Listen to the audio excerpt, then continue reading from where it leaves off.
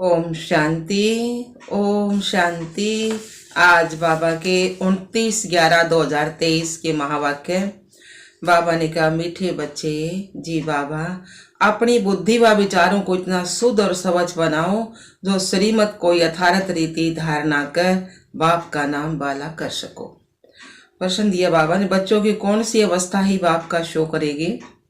उत्तर आया है, जब बच्चों को निरंतर हसित मुख, अचल अडोल शिथिर और मस्त अवस्था बने तब बाप का शो कर सकेंगे। ऐसी एक रस अवस्था वाले होशियार बच्चे ही यथार्थ रीति सबको बाप का परिचय दे सकते हैं। गीत आया है, मरना तेरी गली में, जीना भी तेरी गली में। ओम शांति। बच्चों ने गीत सुना, कहते हैं ना, आए हैं तेरे दर पर जीते जी मरने के लिए। किसके दर पर? फिर भी यही बात निकलती है, अगर गीता का भगवान श्री कृष्ण कहे तो यह सब बातें हो ना सके। न श्री कृष्ण यहाँ हो सके, वह तो है सतयुग का प्रिंस। गीता कोई श्री कृष्ण ने नहीं सुनाई, गीता तो परमपिता परमात्मा ने सुनाई है। सारा मदार एक बात पर है, भक्ति में तुम इतनी मेहनत करते आए हो, वह तो दरकार नहीं है, यह तो सेकंड की बात है। सिर्फ यह एक बात ही सिद्ध करने के लिए भी बाप को कितनी मेहनत करनी पड़ती है, कितनी नॉलेज देनी पड़ती है। प्राचीन नॉलेज जो भगवान ने दी है वही नॉलेज है। सारी बात गीता पर है। परम पिता परमात्मा ने ही आकर देवी देवता धर्म की स्थापना के लिए सहज राजयोग और ज्ञान सिखलाया है, जो अब पराये लोप है। मनुष्य तो समझते हैं श्री कृष्ण कभी फिर आकर गीता सुनाएगा, परंतु अब तुमको यह अच्छी रीति गोले के चित्र पर सिद्ध करना है कि गीता पारलौकिक परम पिता परमात्मा ज्ञान सागर ने सुनाई है। श्री कृष्ण की महिमा और है, परम पिता परमात्मा की महिमा और है। वह है सतयुग का प्रिंस, जिसने सहज राजयोग से राज्य भाग्य पाया है। पढ़ते समय नाम रूप से और है, और फिर जब राज्य पाया तब और है। नाम तो बदली हो गए ना। फिर पढ़ते समय तो ब्रह्मा बाबा है ना ये, और जब राज्य पाया तो श्री कृष्ण बचपन का नाम, शादी होने के बाद नारायण। तो बाबा ने कहा, यह सिद्ध करके बताना है, पतित पावन है ही एक बाप। अभी फिर से श्री कृष्ण की आत्मा पतित पावन द्वारा राजयोग सीख कर भविष्य में पावन दुनिया का प्रिंस बन रही है।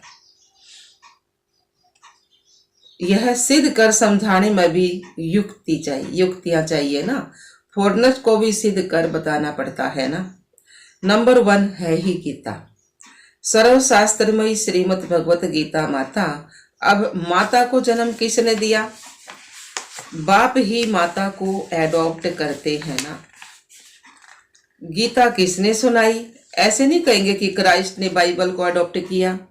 क्राइस्ट ने जो शिक्षा दी उनका फिर बाइबल बनाकर पढ़ते हैं। अब गीता की शिक्षा किसने दी, जो फिर बाद में पुस्तक बनाकर पढ़ते रहते हैं? बाबा ने कहा, गीता की शिक्षा किसने दी, जो फिर बाद में वो किताब बनाकर पढ़ते रहते हैं, पुस्तक बनाकर। यह गीता तो बाबा ने दी, सिखाया नहीं, सारी शिक्षा बाबा ने दी, तो ये किसको भी पता नहीं है। और सबके शास्त्रों का तो पता है, यह जो सहज राजयोग की शिक्षा है वह किसने दी, यह सिद्ध करके बताना है।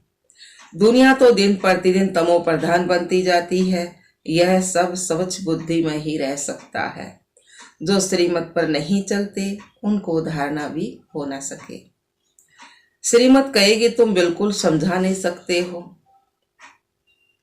अपने को ज्ञानी मत समझो। पहले तो मुख्य बात यह सिद्ध करनी है कि गीता का भगवान परम पिता परमात्मा है, वही पतित पावन है। मनुष्य तो सर्वव्यापी कह देते हैं, वह ब्रह्म तत्व कह देते हैं, या सागर कह देते हैं, जो आया सो कहते रहते हैं बिगैर अर्थ के। भूल सारी गीता से निकली है ना। जो गीता का भगवान श्री कृष्ण कह दिया है तो समझाने के लिए गीता उठानी पड़े। बनारस वाले गुप्ता जी को भी कहते थे कि बनारस में यह सिद्ध कर बतलाओ कि गीता का भगवान श्री कृष्ण नहीं है। अब सम्मेलन तो होते हैं, सब रिलीजियस मनुष्य कहते हैं क्या उपाय करें जो शांति हो जाए। अब शांति स्थापन करना पतित मनुष्यों के हाथ में तो है नहीं। कहते भी हैं पतित पावन आओ, फिर भी पतित कैसे शांति स्थापन कर सकते हैं जबकि मनुष्यों के हाथ में तो है नहीं। कहते भी हैं पतित पावन आओ, फिर भी पतित कैसे शांति स्थापन कर सकते हैं जबकि बुलाते रहते हैं, परंतु पतित से पावन बनाने वाले बाप को तो जानते नहीं हैं। भारत पावन था, अब पतित है। अब पतित पावन कौन है यह कोई की बुद्धि में भी नहीं आता। कह देते हैं रघुपति राघव राजा राम। अब यह राम तो है नहीं, वो तो त्रेता का राम हो गया ना। झूठा बुलावा करते हैं, जानते तो कुछ भी नहीं है। अब यह कौन जाकर बताए। बड़े अच्छे बच्चे चाहिए, समझाने की बड़ी युक्ति चाहिए। बड़ा गोला भी बनवाया है जिससे सिद्ध हो जाए कि गीता भगवान ने रची है। वह तो कह देते हैं कोई भी हो, है तो सब भगवान, अनजान है बेचारे। तो बाप कहते हैं तुम बेसमझ हो। मैंने आकर पावन राज्य स्थापन किया, उसके बदले फिर श्री कृष्ण का नाम डाल दिया। पतित कोई पावन बनाकर फर्स्ट प्रिंस बनाता हूं ना। भगवान वाच, मैं श्री कृष्ण की आत्मा को एडॉप्ट कर ब्रह्मा बनाए, उन द्वारा फिर ज्ञान देता हूं। वह फिर इस सहद राजयोग से फर्स्ट प्रिंस सतयुग का बन जाता है। यह समझानी और कोई की बुद्धि में नहीं है।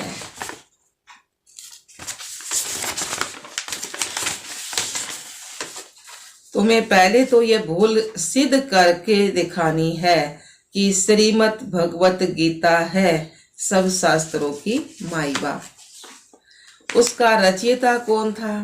जैसे क्राइस्ट ने बाइबल को जन्म दिया तो वह है क्रिश्चियन धर्म का शास्त्र। अच्छा, बाइबल का बाप कौन। क्राइस्ट। उनको माई बाप नहीं कहेंगे। मदर की तो वहां बात ही नहीं है, यह तो यहाँ माता पिता है ना। क्रिश्चियन ने तो रीस की है श्री कृष्ण के धर्म से। यूं तो वे क्राइस्ट को मानने वाले हैं। जैसे बुद्ध ने धर्म स्थापन किया तो बोधियों का शास्त्र भी है। अब गीता किसने सुनाई, उससे कौन सा धर्म स्थापन हुआ, यह कोई भी नहीं जानते।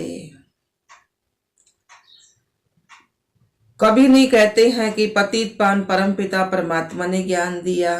अभी गोला ऐसा बनाया है जिसे समझ सके कि बरोबर परमपिता परमात्मा ने ज्ञान दिया है। राधे कृष्ण तो सतयुग में है, उन्होंने अपने को तो ज्ञान नहीं दिया। ज्ञान देने वाला तो दूसरा चाहिए ना। कोई ने तो उन्हों को पास कराया होगा। यह राजा ही प्राप्त कराने का ज्ञान किसने दिया, शिव बाबा ने। किस्मत आप पे ही तो नहीं बनती, बनाए से बनती है। किस्मत बनाने वाला तो कौन है, बाप, या तो फिर टीचर भी चाहिए। कहते हैं गुरु गति देते हैं, परंतु गति सतगति का अर्थ भी नहीं समझते हैं। बाबा ने कहा गति सतगति का भी अर्थ नहीं समझते हैं।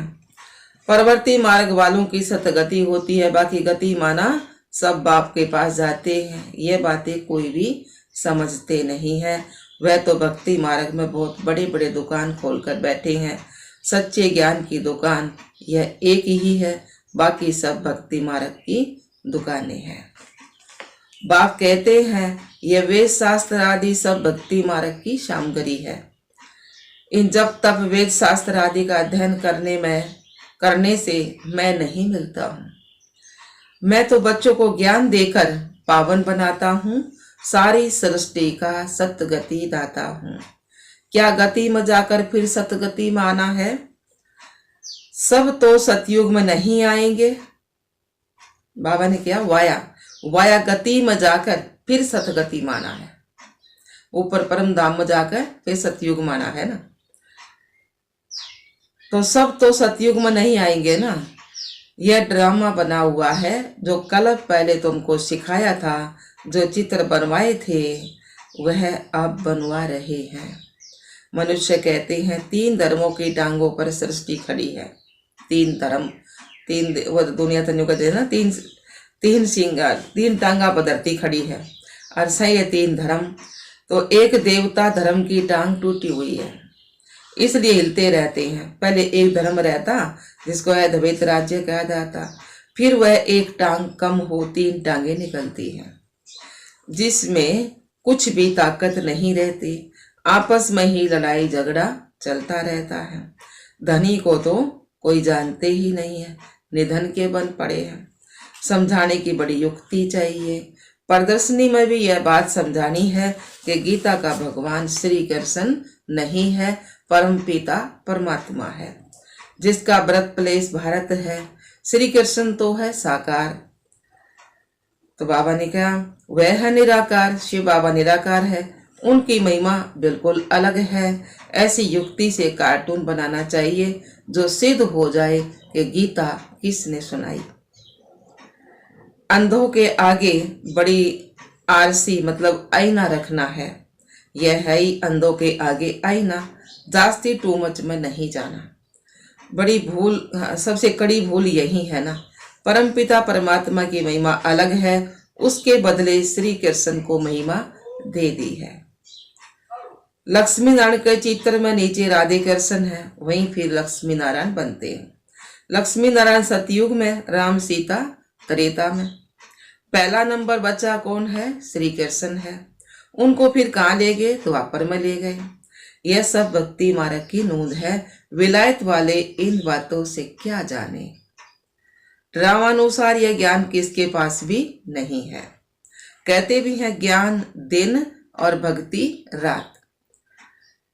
तो बाबा ने कहा ब्रह्मा का दिन, ब्रह्मा की रात। सतयुग स्थापन करने वाला कौन है?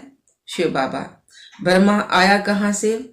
सूक्ष्म वतन में कहाँ से आया? परम पिता परमात्मा ही सूक्ष्म सृष्टि रचते हैं। बाबा आकर रचा है ना, तो वहां ब्रह्मा दिखाते हैं, परंतु वहां तो प्रजापिता होता नहीं। प्रजापिता नहीं होता ना, वहां पर तो संपूर्ण ब्रह्मा है। तो जरूर बाबा ने कहा जरूर प्रजापिता ब्रह्मा और है, वह कहाँ से आया यह बातें कोई भी नहीं समझ सकते। श्री कृष्ण के अंतिम जन्म में उनको परमात्मा ने अपना रथ बनाया है, यह किसकी बुद्धि में भी नहीं है। यह बड़ा भारी क्लास है। टीचर तो समझते हैं ना, यह स्टूडेंट कैसा है, तो क्या बाप नहीं समझते होंगे। यह बेहद के बाप का क्लास है। यहाँ की बात ही सब निराली है। शास्त्रों में तो प्रलय आदि दिखाकर कितना रोला कर दिया है, कितना घमंड है। रामायण गीता आदि कैसे बैठ सुनाते हैं। श्री कृष्ण ने तो गीता सुनाई नहीं। उसने तो गीता का ज्ञान सुनकर राज्य पद पाया है। यह आत्मा ब्रह्मा बाबा की आत्मा ज्ञान सुना है, कृष्ण की आत्मा तो है ना यह, तो इसने तो यह ज्ञान सुनकर फिर राज्य पाया। सिद्ध करके समझाते हैं गीता का भगवान यह है, शिव है, उनके गुण यह हैं, श्री कृष्ण के गुण यह हैं। इस भूल के कारण ही भारत कोडी जैसा बना है। श्री कृष्ण की महिमा नारी है, शिव की नारी। शिव तो बाबा तो ज्ञान का सागर, प्रेम का सागर, आनंद का सागर, शक्ति का सागर, वो तो बाबा तो सब क्या का सागर है।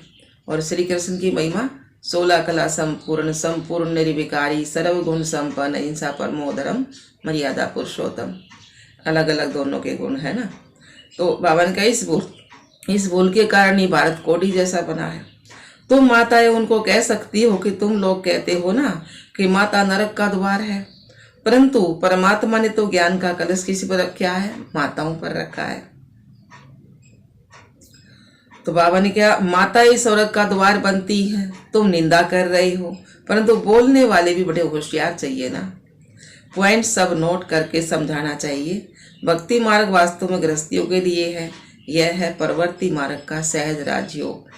हम सिद्ध कर समझाने के लिए आए हैं, बच्चों को शो करना है। सदैव हर्षित मुख, अचल शिखर मस्त रहना चाहिए। आगे चल महिमा निकलनी जरूर है। तुम सब तो हो ब्रह्मा कुमार कुमारियां। कुमारी वह जो 21 कुल का उद्धार करे, 21 जन्मों के लिए वापसी वर्षा दिलाए। कुमारियों की महिमा बहुत भारी है। मुख्य कुमारी कौन है? मम्मा। चंद्रमा के आगे फिर अच्छा स्टार भी तो चाहिए। यह ज्ञान सूर्य है, यह गुप्त मम्मा अलग है। इस राज को तुम बच्चे ही समझकर समझा सकते हो। उस मम्मा का नाम अलग है, मंदिर उसके है। इस गुप्त बूढ़ी माँ का मंदिर थोड़े ही है। गुप्त बूढ़ी माँ ब्रह्मा बाबा, इसका मंदिर थोड़े ही है। यह माता पिता कंबाइंड है। दुनिया यह नहीं जानती श्री कृष्ण तो हो नहीं सकता, वह फिर भी सतयुग का प्रिंस है। श्री कृष्ण में भगवान आ ना सके, समझाना बहुत ही सहज है। गीता के भगवान की महिमा अलग है। वह पतित पावन सारी दुनिया का गाइड, लिबरेटर है। मनुष्य चित्रों से समझ जाएंगे कि बरोबर परमात्मा की महिमा अलग है। सब एक थोड़े ही हो सकते हैं। अच्छा जी बाबा, मीठे मीठे सिकलधे बच्चों प्रति माता पिता बाप दादा का याद प्यार और गुड मॉर्निंग। रूहानी बाप की रूहानी बच्चों को नमस्ते। हम रूहानी बच्चों की रूहानी बाप दादा को याद प्यार गुड मॉर्निंग, नमस्ते नमस्ते नमस्ते जी। हम बाबा के बच्चे सदा रहे हंसते और हंसाते। शुक्रिया मीठे बाबा, शुक्रिया बाबा। धारणा के लिए मुख्य सार बाबा ने सुनाया है। अपनी अवस्था बड़ी मस्त अचल अडोल बनानी है। अपनी अवस्था बड़ी मस्त अचल अडोल बनानी है। सदा हर्षित मुख रहना है। दूसरा पॉइंट है, ज्ञान के शुद्ध घमंड मतलब नशे में रहकर बाप का शो करना है। गीता के भगवान को सिद्ध कर बाप की सच्ची पहचान देनी है। वरदान दिया बाबा ने, समर्ति स्वरूप बनकर विसमर्ति वालों को समर्ति दिलाने वाले सच्चे सेवाधारी भव। समर्ति स्वरूप बनकर विसमर्ति वालों को समर्ति दिलाने वाले सच्चे सेवाधारी भव। सार दिया बाबा ने, अपने समर्ति स्वरूप फीचर्स द्वारा औरों को समर्ति स्वरूप बनाना, यही सच्ची सेवा है। आपके फीचर्स औरों को समर्ति दिला दे कि मैं आत्मा हूँ। मस्तक में देखे कि चमकती हुई आत्मा व मणि को, जैसे सांप की मणि देख करके सांप की तरफ कोई का ध्यान नहीं जाता ना, ऐसे अविनाशी चमकती हुई मणि को देख देभान को भूल जाए। अटेंशन सबतः आत्मा की तरफ जाए। विसमर्ति वालों को समर्ति आ जाए, तब कहेंगे सच्चे सेवाधारी।